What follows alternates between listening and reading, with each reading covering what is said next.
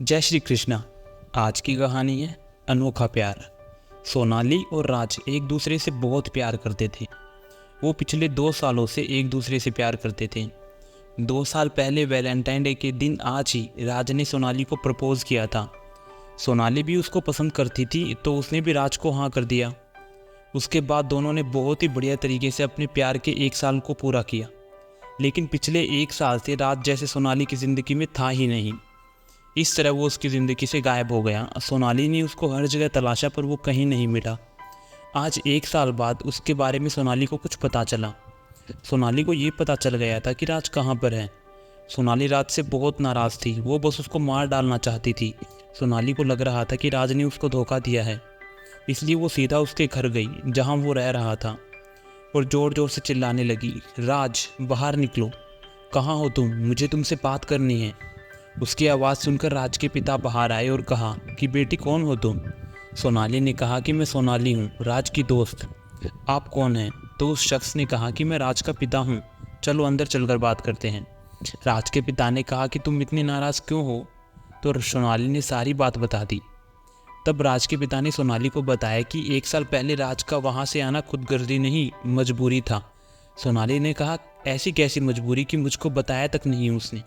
तब राज का पिता बोला कि वो एक बार चक्कर खाकर गिर गया। उसकी जांच कराने पर पता चला कि उसको कैंसर है। राज ने शायद तुमको इस बारे में इसलिए नहीं बताया होगा कि तुम ये सुनकर परेशान हो जाओगे। ये सुनकर सोनाली के पैरों के नीचे से ज़मीन निकल गई। सोनाली ने कहा कि अब राज कहाँ है? तो राज के पिता ने कहा कि वो ऊपर कमरे में है। जब से उसका इलाज हुआ है वो उस कमरे में ही रहता है, न किसी से बोलता है ना बाहर आता है। सोनाली ने जब ऊपर जाकर उसको देखा तो सोनाली की आंखों से झरने की तरह आंसू बहने लगे, क्योंकि उसकी हालत ही ऐसी हो गई थी।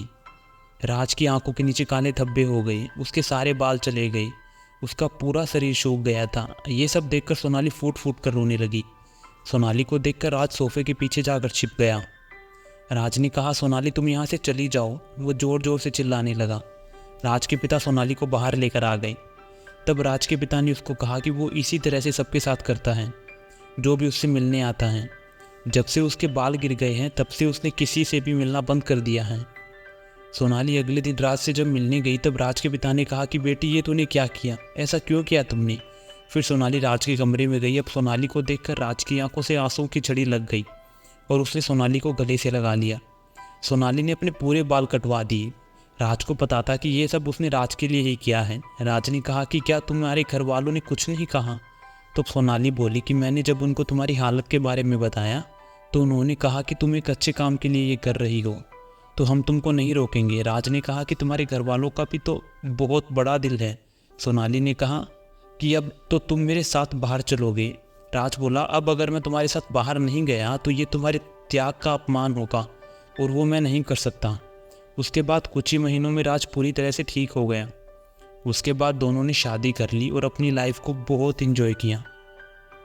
तो सच्चा प्यार वही है जहाँ पर एक दूसरे के लिए पूर्ण समर्पण हो, दिल में एक दूसरे के लिए सम्मान हो, जहाँ पर दोनों एक दूसरे के लिए कुछ भी कर सकते हों और एक दूसरे के सुख दुख में भागीदार बनते हों।